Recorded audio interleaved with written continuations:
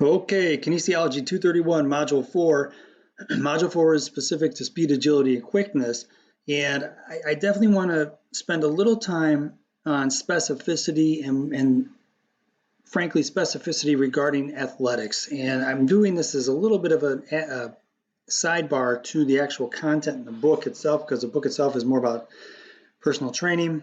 But I definitely want to touch on this in terms of speed, agility, quickness, just for a simple fact that the book itself is suggesting that we should do certain tests with our clients that are definitely more athletic oriented. And I think it's helpful to shine a light to that area and get a juxtaposition between those two areas.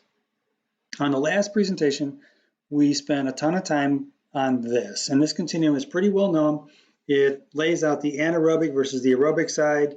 And when you look at events, you have very short explosive lifts to the left or activities to the left, and then you have longer distance or longer duration activities to the right.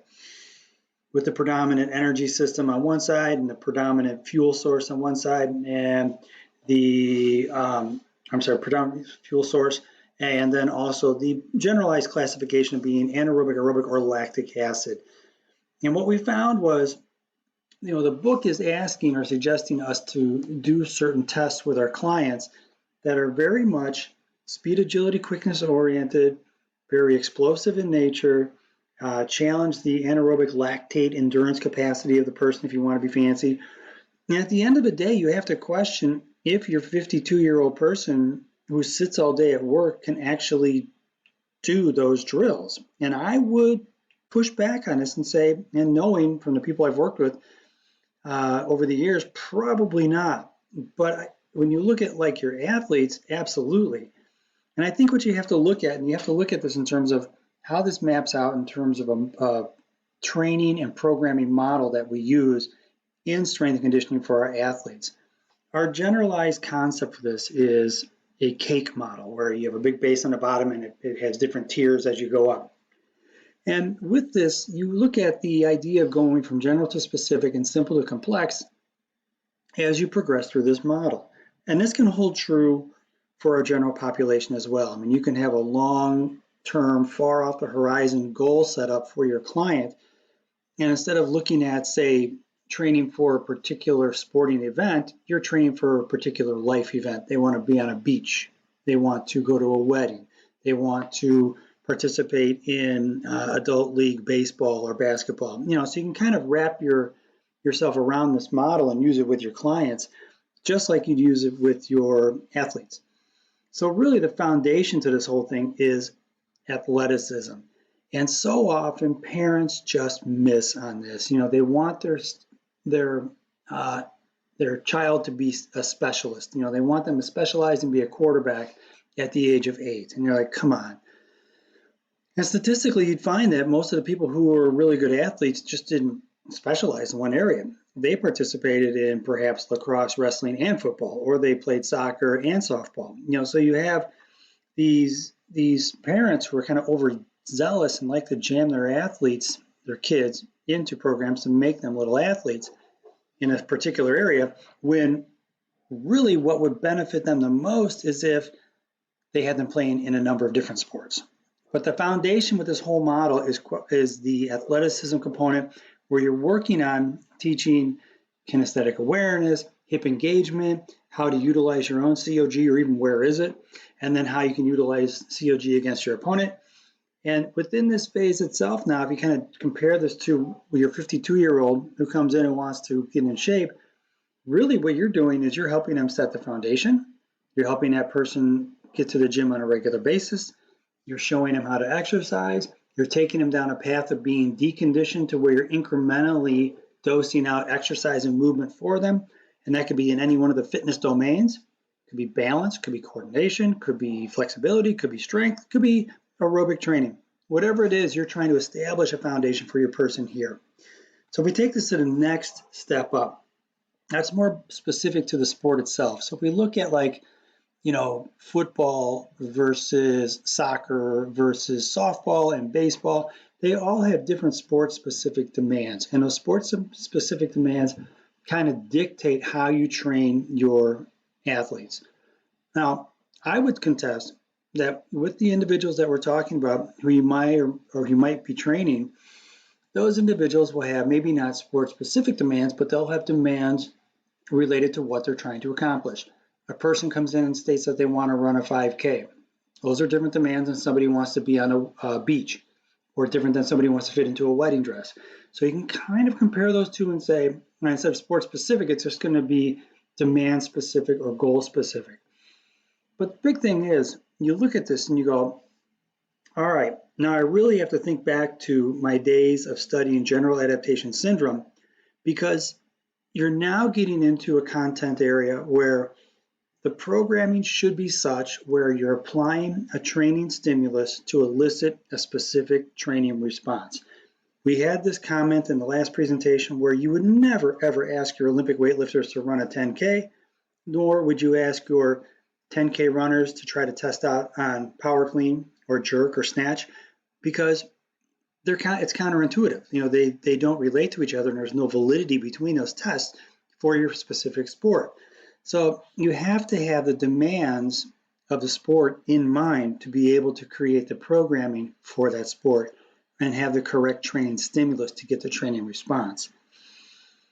You look at this and you start going, okay, I need to start connecting the dots and transferring the skill. And you introduce these basic skills down here, and then you transfer those skills into a specific sport application. And then, as we'll see further up this cake. And you can do this to a certain degree in the personal training realm. You're introducing baseline activities. Here's a multi-joint movement for the upper body where we're pushing things away from us, like a push-up. Then we get into perhaps doing a bench press or dumbbell bench press, and then you get into an incline bench press. You're changing the rep and set schemes to elicit a different training response. Again, these are all things you can kind of think of as you're moving your person up and down this model. So now we get into position-specific training. So each sport, whichever sport it is, has different specific demands. And if there are different positions within that sport, they each have different demands. It makes sense. A pitcher has to be explosive and poppy over and over and over again. An outfielder has to be able to sprint longer distances to go get a ball. An infielder has to be very quick, agile, to be able to react to the ball. And then in, say, football, your wide receivers are running longer routes. Your linemen have to be short and explosive, or have to be explosive in the short term in the line. And then you look at like defensive backs, they have to run backwards, and quarterbacks have to be able to process and throw and use upper body strength to throw and transfer force from the ground through their body to the ball. Long story short, you get the idea in terms of how it becomes more specific to the position. And then your training would then dictate and be guided by that specificity. Same thing. You go with your client, compare like what you're trying to accomplish with them. It becomes more specific to the person as you go. And what's nice is when you get with the general population, you have a little more latitude here, and you can kind of paint with a little bigger brush. When you get into sport-specific training and you get past just the overall athleticism, and you get to the next layer up in this layer, it becomes very specific to that sport. Your training parameters, what the training stimulus you're applying to the person, and the response that you want to get. And the time horizon to do that also becomes very specific. You know when your season starts, you know when your preseason starts, you know when you have to be ready. So with that stated, it's a little bit different when you train a general population because you have a luxury of being able to move around a little more, whereas when you talk sport training, it's very much dictated by the sport-specific demands. Now, I put this note down here regarding in-season, mesocycle, etc. I hope at this point you're familiar with in-season, off-season, preseason. We'll have another presentation on that in this module. But really, you have to look at this and go, okay, from a training standpoint, you're progressing people across a macro cycle, maybe 1 year. And within that 1 year, you're going to have an in-season, an off-season, a preseason, an active recuperation. And where you are in proximity to the start of your season dictates where the person is here. We'll see this in a second. So now we get to the person. At the very top of this cake model, in terms of specificity, but also numerically, how many people you're talking about, one person. So you have overall athleticism first, You're training specific to a sport, then a position. So you can imagine your pool of people gets smaller and smaller and smaller training wise. And then when you have just one person in front of you and you've worked on all these things through here, now it becomes, do they have an injury? Do they have a particular style of play? What's their body type? What's their somatotype? How engaged are they in the process? What's their training age? What's their chronological age? Do they have a high athletic IQ? These are the things you start to put together about the person that's in front of you. And as a result, you can now build yet further regarding the cake model and build further in terms of your programming. Same thing with your general population person who comes in and wants to lose a little bit of weight before they hit the beach. You have these certain things you want to hit on. You transfer those skills up the cake, and you have a person who has a knee issue or they had a hip replacement or whatever the case may be, and you start to adjust or adapt the training for that one person in particular. All right. I use this as an example when you look at like overall athleticism, both of them. When you look at specific sport, very different. Look at the position, even in football, as an offensive lineman versus a gentleman who's back here as a quarterback, different. And then when you get to the person, you can see the different somatotypes, right? And he's got some knee braces on, so perhaps he's just protecting his knees, or he wants to just use a little caution to do that, or he has an injury. Take your pick. But you get my point, where if you even compare these two, the demands and the needs for these athletes are different, and the demands and the needs for the people you're going to work with will also be different. So last screen here, I mentioned general to specific, simple to complex. Overall, when you go through this cake model, you're taking a person from general to specific, to simple to complex, and from lower intensity to higher intensity, and from higher volume environment to a low volume environment. These are all variables that you can use with your client. But when you start talking about training your client and start talking about testing your client, and you start talking about being explosive and doing these drills that we're talking about in the book, a 5-10-5 and then a T and a 300-yard shuttle, and why not just do some, we'll do a vertical jump too while we're at it, right? When you start putting these tests into the equation and look at what you're trying to accomplish, the individuals that would be met with that type of testing protocol would generally be athletes. They would be on the right side of that bell curve of fitness that I outlined before. They might be 2 standard deviations over, maybe even 3 to 5, depending on who you're working with. I would not state that most of the people you're going to work with will be 3 to 5 standard deviations over. Most of them are going to be right in that middle, -1 or +1 standard deviation at 68%, right, of people that are walking the planet will be the people you come across, slightly deconditioned or a little bit conditioned, and they want to go ahead and progress. So those tests that you normally would see when you take somebody through a training program would be seen either as part of their training program or would be seen at the end of a 12-week mesocycle and used to test them for performance increases over time, and you'll see that in the presentation.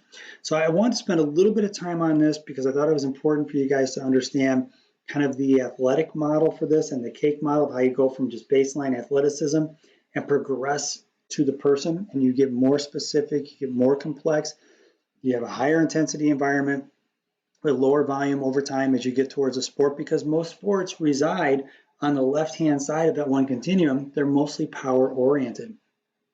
Now, granted, you can make the argument that track is a little different on the right side with your longer distance people, and I get that, and I agree with that, but most sporting activities will fall more towards the anaerobic and kind of like that lactate endurance side of the equation. All right, guys, I'm going to sign off on this and start doing another presentation. Thank you so much.